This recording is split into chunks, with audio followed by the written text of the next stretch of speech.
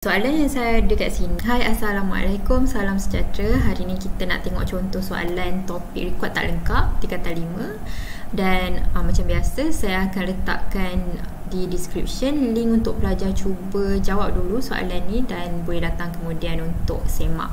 Okay, alright, so kita terus mulakan. Dia suruh kita sediakan penyata mengira modal. Okay, so untuk topik rekod tak lengkap, pelajar kena faham yang kita ada dua subtopik sebenarnya, iaitu satu untuk kaedah perbandingan dan kaedah analisis. Okey, walaupun dia dalam topik yang sama, actually untuk penyata mengira modal dia khusus untuk kaedah perbandingan. Jadi, okey, saya recap sikit lah. Okey, so untuk kaedah perbandingan, untuk kita selesaikan topik kita, penyata yang kita gunakan adalah penyata mengira modal. Okay, dia bukan macam sambungan tau. Maksudnya bila kita buat penyata mengira modal, kita tak perlu continue untuk buat akaun perdagangan untung rugi ke, bukan macam tu. Okay, kalau kita dah gunakan kaedah perbandingan, penyata mengira modal, kita terus proceed untuk buat penyata untuk kira kita punya untung ataupun rugi, dan kita boleh terus buat PKK. Dia macam tu. Dia bukannya dia bukannya apa yang kita belajar masa kaedah perbandingan dia sambung kepada kaedah analisis. Dia bukan macam tu. Dia adalah dua kaedah yang berbeza. Okay, so penyata mengira modal, okay, ini yang selalu, yang mula-mula sekali kita akan buat, memang kita kena buat penyata mengira modal, dan selalunya kita akan buat dalam soalan yang sama, kita akan buat penyata untung rugi. Dan bergantung pada soalan, kalau soalan tu jenis panjang, okay, soalan panjang, kita boleh juga diarahkan untuk buat PKK. Okay, tapi yang basic dia memang akan ada penyata mengira modal dan penyata untung rugi, macam contoh soalan yang saya bagi ni lah. Okay, so dalam penyata mengira modal, kita akan gunakan maklumat aset dan liability kita. Dia memang akan ada aset dan liability. Maklumat tu memang akan diberi. Okey, untuk kaedah perbandingan kita cuma guna dua ni je, aset, liability. Kita tak ada sebarang maklumat tentang buku tunai. Maksudnya penerimaan dan pembayaran tunai ataupun bank. Kita tak ada maklumat tu. Kita hanya ada aset dan liability sahaja. Dan kita akan gunakan maklumat aset dan liability untuk kita kira modal kita. Okey, so saya recap sikit konsep asas dia. Kita akan gunakan maklumat aset dan liability untuk kita kira modal. Macam mana? Kita akan gunakan persamaan akaun, iaitu aset tolak liability sama dengan modal. Jadi kita akan dapatkan maklumat tentang aset awal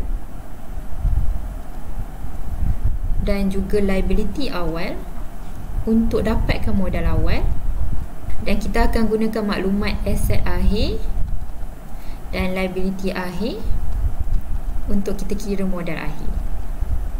Okay, so kita akan ada maklumat aset dan liability awal dan juga akhir. Okay, so kita akan ada dua tarikh lah, dan dia akan bagi rupa macam ni. Macam dalam soalan ni kan, kita ada 1 Januari dan 31 Disember. So 1 Januari ni adalah maklumat aset dan liability awal, 31 Disember maklumat aset dan liability akhir. Dan dari penyata, yang ni semua kita akan letak dalam penyata mengira modal kita. Okey, untuk kita kira ni modal awal dan juga modal akhir. Dan daripada modal awal dan modal akhir ni, kita akan proceed untuk kita kira untung rugi. Okey, so daripada maklumat modal kita, modal akhir dan juga modal awal, kita akan kira untung kita ataupun rugi. Okay, so modal akhir tolak modal awal, kita akan dapat untung ataupun rugi. Dan bergantung pada maklumat tambahan, kita mungkin ada maklumat tentang ambilan ataupun modal tambahan. Okay, so kalau kita ada ambilan, kita akan tambah ambilan. Kalau kita ada modal tambahan, kita akan tolak modal tambahan. kenapa persamaan kita macam ni, dia anggap kita macam reverse. Okay, kalau biasanya kita cari untung rugi dulu, betul tak? Kita cari untung bersih ataupun rugi bersih daripada akaun perdagangan dan untung rugi. Lepas tu kita akan proceed untuk buat PKK.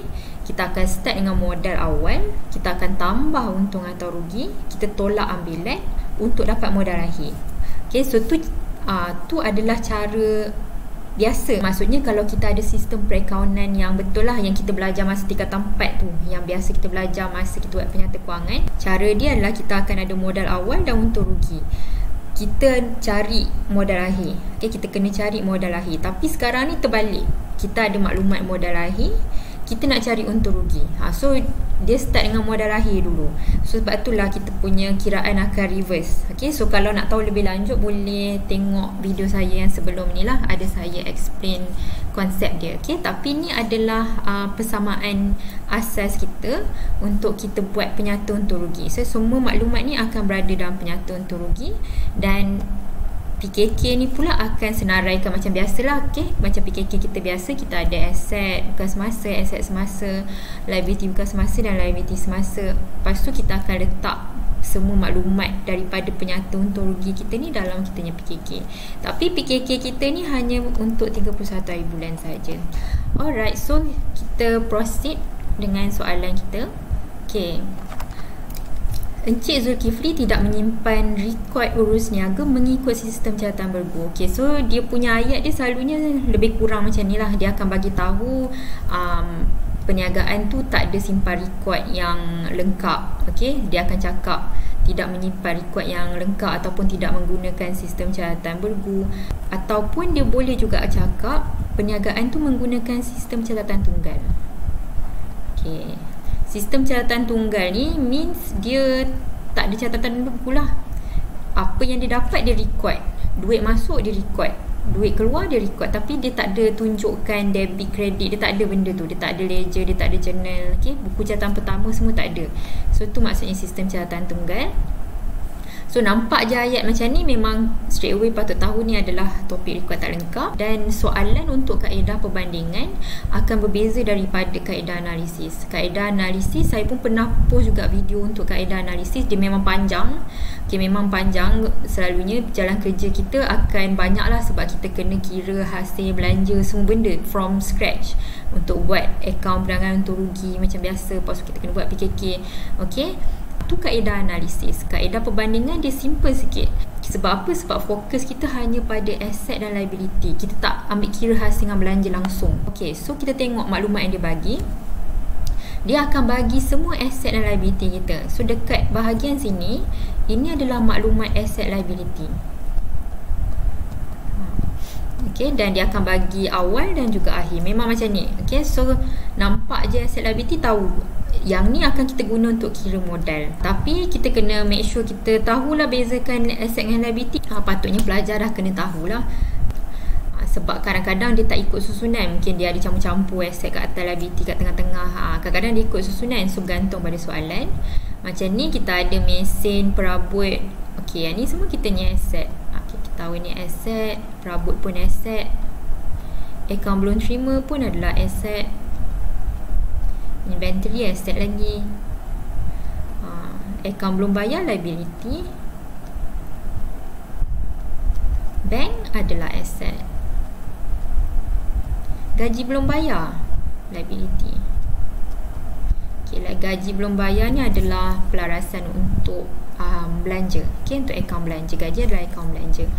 Okay, dan dia ada bagi maklumat tambahan. Okay, maklumat tambahan ni, satu pelajar kena ingat, okay, dia adalah khas untuk 31 Disember. 31 hari bulan 12. Maksud saya tempoh akhir. Okay, sebab sekarang tempoh akhir kita 31 Disember 2019. So maklumat tambahan ni memang khusus untuk 31 hari bulan saja. Bukan 1 hari bulan. Kenapa? Sebab 1 hari bulan tu dah lepas. Dia adalah catatan pembukaan baki BB kita. 1 Januari tu dia dah lepas, dia adalah baki awal.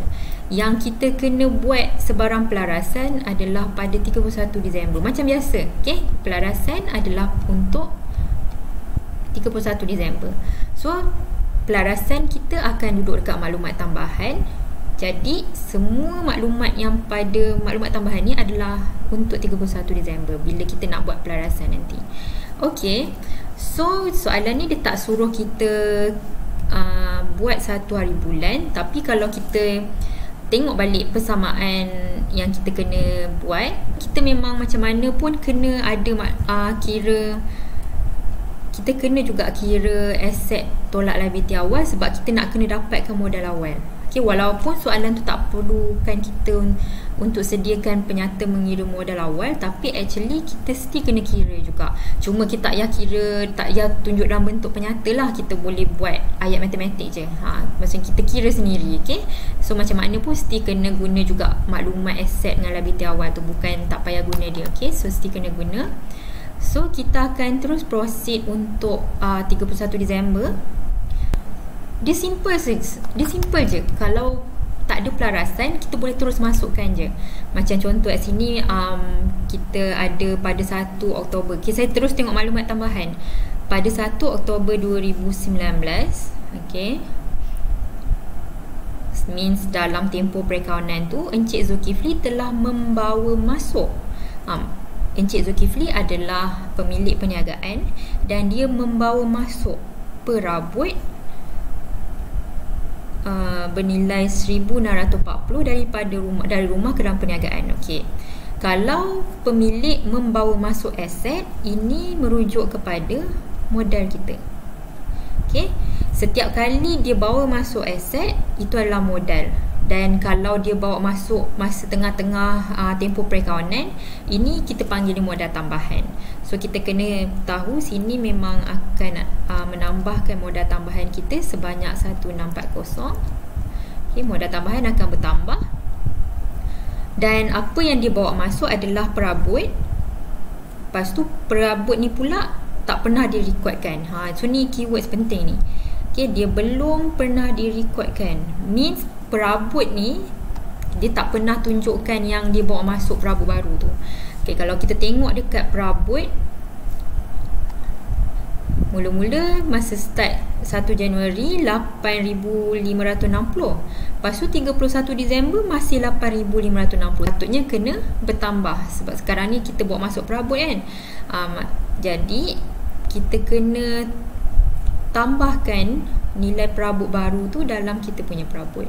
So perabot kita akan bertambah sebanyak 1,640. Okey.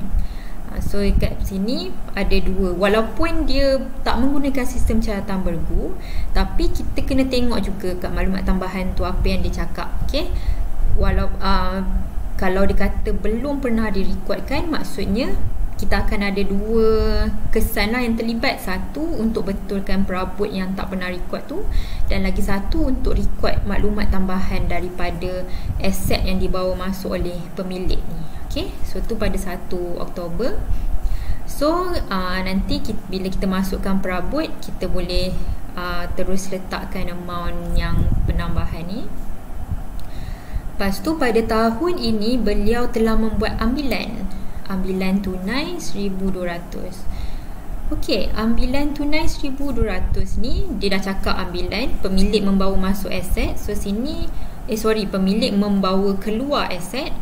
Jadi ni memang straight away ambilan kita lah. Nanti bila kita nak buat penyata untung rugi, kita akan record ambilan 1,200. Okey, sebab ambilan ni akan efek kita punya ni kita punya kiraan untuk untung rugi kita. Okay, so nanti kita akan letak dekat ambilan. Tapi sekarang ni tak payah buat apa-apa. Bahagian bank tak perlu buat apa-apa sebab dekat bank kita ni 8920 ni dah termasuk dah yang sebarang record tentang ambilan yang ada ni dah diambil kira. Okay, so kita tak perlu betulkan dekat kita punya bank tu.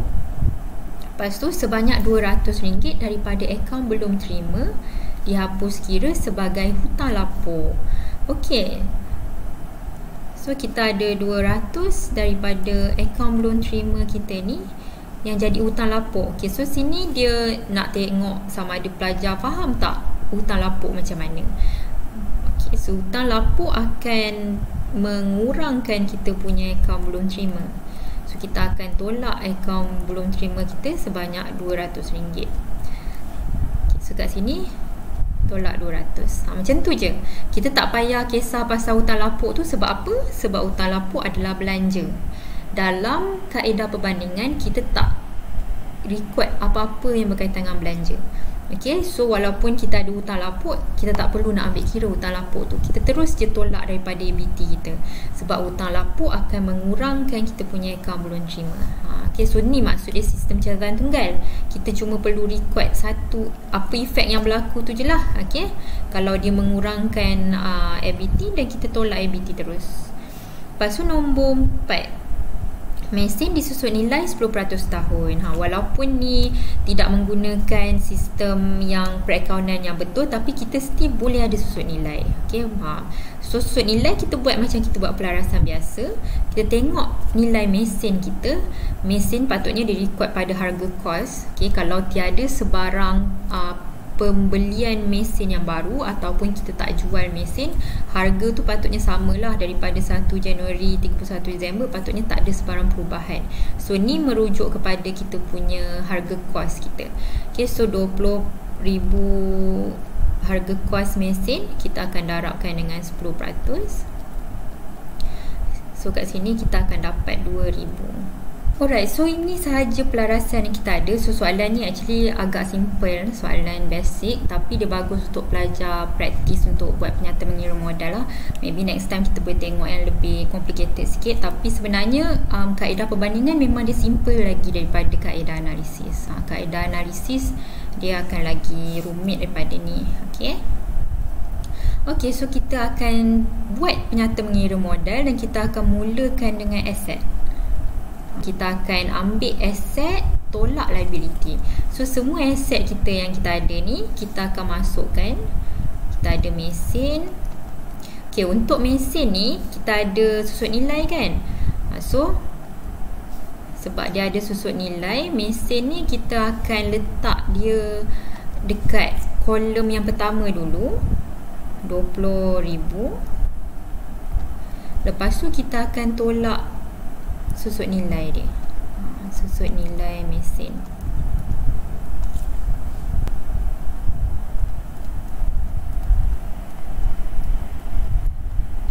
Kita akan dapat 18,000 untuk mesin.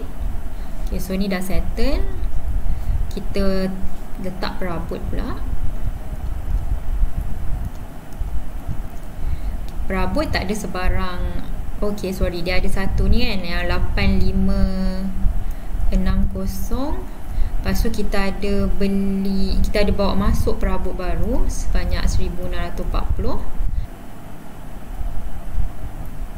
So kita punya jumlah adalah 10,200. Okay, so mesin dah habis. Lepas tu ABT pula. Okay, akaun belum terima.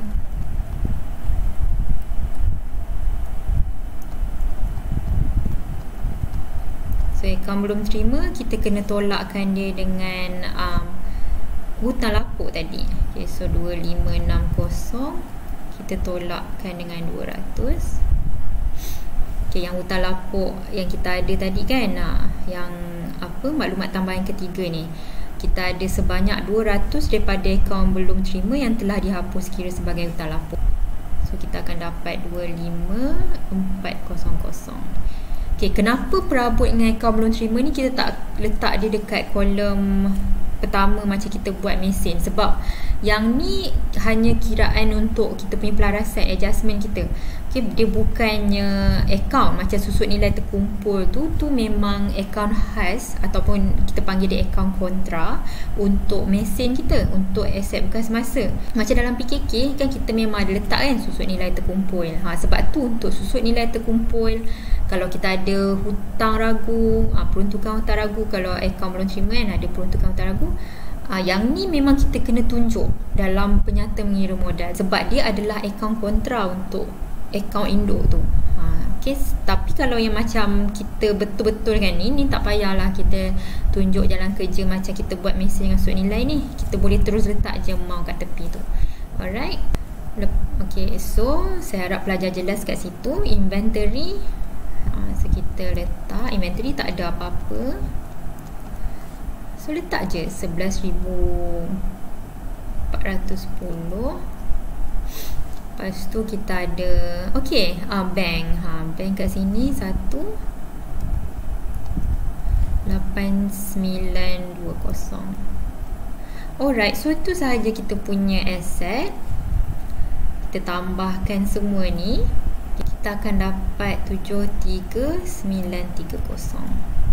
73,930. Alright, so saya akan padam yang bawah ni sebab saya rasa saya harap semua pelajar dah jelas.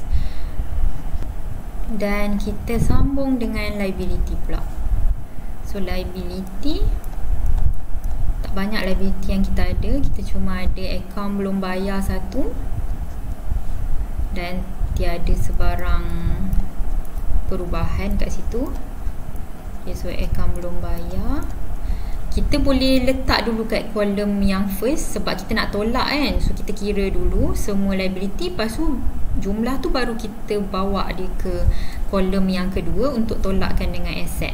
Okay, so akaun belum bayar 19,320. Lepas tu kita ada gaji belum bayar,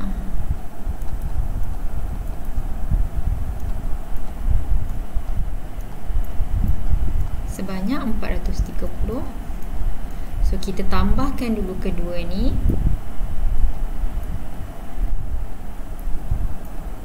So kita dapat 19,750.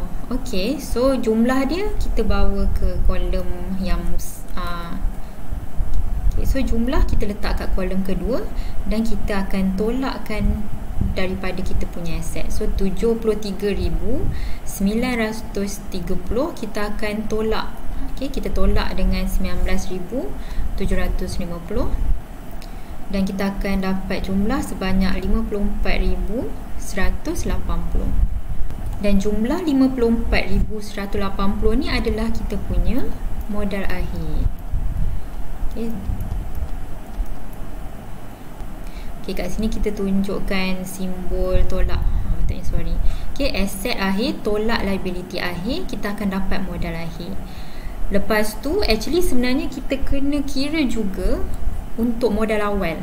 Walaupun soalan ni tak payah buat penyata mengira modal awal, tapi still kena kira. Cumanya untuk kira modal awal ni dia simple sikit sebab maklumat aset liability awal dia tak ada pelarasan. So kita boleh ambil je semua amount ni. Okay, so mesin campur dengan perabot, tambahkan dengan akaun belum terima, inventory, lepas tu kita tambah bank dan kita tolakkan dengan akaun belum bayar. Okay, so saya tunjukkan kat bawah ni. So untuk kira modal awal, kita akan ambil mesin 20,000 ni daripada mesin, lepas tu kita tambahkan dengan perabot, ambil je sebab tak ada pelarasan untuk 1 hari bulan. Lepas tu ABT 21,240 dan kita tambahkan dengan inventory pula. Okay, so tambah inventory,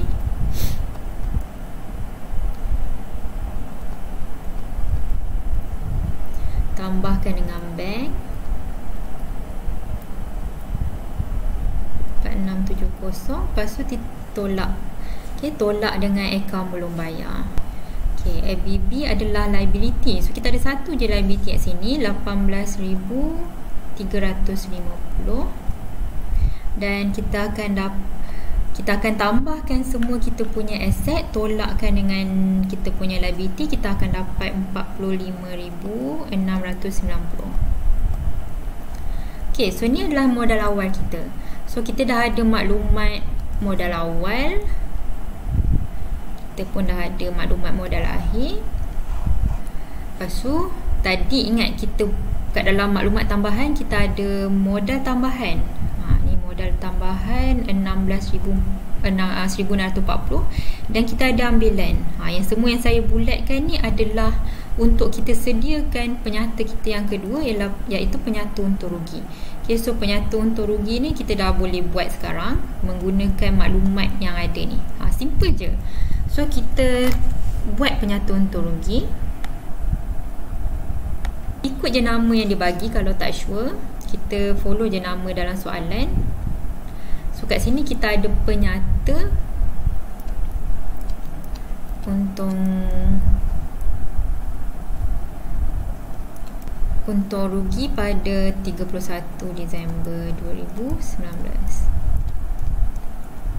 Okey. Dan kita akan mulakan dengan kita punya modal akhir. Okay, tadi saya ada persamaan yang saya ada mention tadi. Kita akan ambil modal akhir,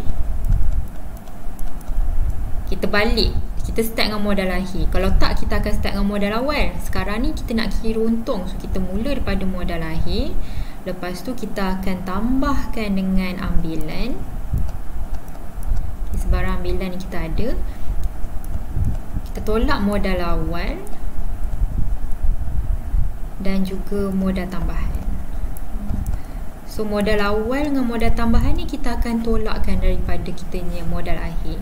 Okay, so daripada semua ni kita akan dapat kita punya untung ataupun rugi. Bergantunglah, kalau positif untung, kalau negatif rugi. Okey, so kita mula dengan modal akhir. Kita ada modal akhir yang kita baru kira tadi, 5 daripada penyata mengira modal kita 54,980. Sebab dia ada kat atas, so kita boleh letak dia terus kat kolom yang pertama. Kolom yang kedua, hujung sekali lah maksudnya. Okay, lepas tu kita tambahkan dengan ambilan. Ambilan tambah, so boleh terus letak bawah dia. So kita ada ambilan sebanyak 1,200. Kita tambahkan 0,835. Okay, so kita dapat 55,380. Lepas tu kita akan tolakkan dengan modal awal kita. Modal awal kita dah kira juga tadi, 45,690. So saya akan letak kat kolom yang pertama dulu sebab kita nak tolak. So yang tolak semua kita kumpulkan dia dalam satu kolom dulu. Dan kita kena tolak lagi dengan modal tambahan. Okay, so modal tambahan tadi ke atas kita ada 1%. Modal tambahan 1,640. Okay, daripada maklumat tambahan pertama yang mana pemilik tu bawa masuk perabot masa tengah-tengah tempoh perakaunan. Okay, so masa 1 Oktober, bulan Oktober dia bawa masuk. So ni kita panggil modal tambahan. Okay, so dia berbeza daripada modal awal. Modal awal tu modal daripada catatan pembukaan kita, baki awal kita. Okay, so tu modal awal. Modal tambahan yang berlaku tengah-tengah tempoh perakaunan. Okay, so yang 1,640 daripada perabot yang bawa masuk, kita akan record dia sebagai modal tambahan. So kita akan letak di bawah modal 1,640. Saya tambahkan dulu. Okay, modal awal tu saya tambah dulu dengan modal tambahan. Lepas tu bawa dia ke kolom yang hujung sekali, baru kita tolakkan. Okay, so kita akan tolakkan dengan kita punya modal akhir tambah ambilan tadi.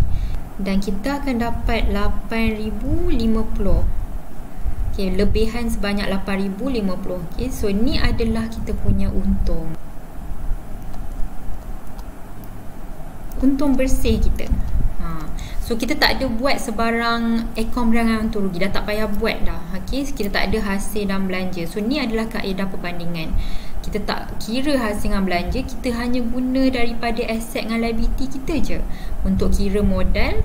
Dan daripada modal kita akan gunakan persamaan equity pemilik kita. Okay, macam mana cara kita kira equity pemilik, macam itulah yang kita guna untuk buat penyata untung rugi. Cuma sekarang dia terbalik.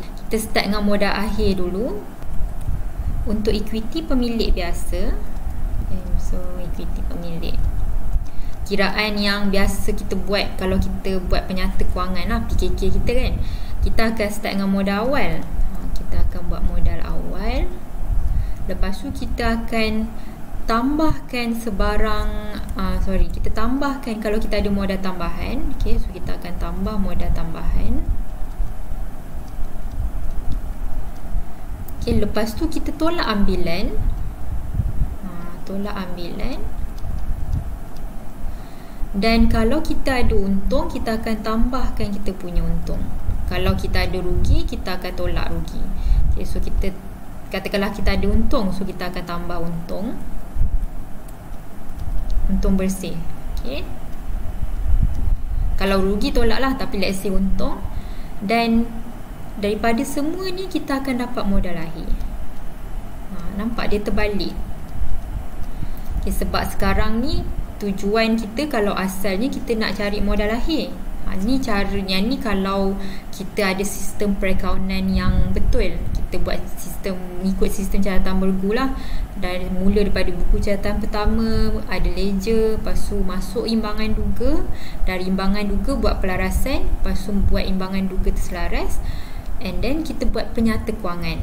Akaun perangan untung rugi kita buat untuk kita kira untung bersih. Lepas tu daripada akaun perangan untung rugi kita sambung buat PKK. Ni cara yang normal yang kita belajar sepanjang tingkatan 4. Yang ni adalah cara yang asal, equity pemilik. Okay? So kita guna untuk kira modal lahir. Tapi untuk rekod tak lengkap, kita start dengan modal lahir, dan yang kita nak kira sekarang adalah untung bersih tu. Kenapa? Sebab kita tak ada maklumat hasil belanja. Bila rekod tak lengkap, hasil belanja tak diiktiraf. Okay, bila kita ada jualan, kita hanya rekod duit masuk tu je, tapi kita tak letak jualan tu, tak iktiraf jualan tu. Kalau kita bayar bil, kita bayar bil api, bayar elektrik kan, kadar bayaran nak kita panggil dia kan, kita hanya terus tolak je daripada duit kita. Kita keluar duit bayar bil, tapi kita tak iktiraf kadar bayaran belanja tu. Sebab tu kita tak ada untung rugi. Okay, so untuk rekod tak lengkap, part ni kita tak boleh nak buat sebab kita tak ada hasil belanja. Rekod kita tentang hasil belanja tidak lengkap. Kalau ada pun tak lengkap. Okay, so kita tak boleh nak kira untung rugi. That's why kita buat cara ni untuk kita kira untung atau rugi kita. Okay, so itu adalah secara ringkasnya konsep untuk rekod tak lengkap bahagian kaedah perbandingan. Okay, so saya harap pelajar semua dah cuba buat dan boleh faham. Kalau masih tak faham lagi, mungkin boleh tengok video saya yang sebelum ni. Tapi actually sebenarnya tak banyak beza sangat lah, sebab kaedah perbandingan ni dia actually very simple. Okay, dia simple berbanding dengan kaedah analisis. Okay, so itu sahaja. Kita akan jumpa dalam video yang seterusnya. Bye.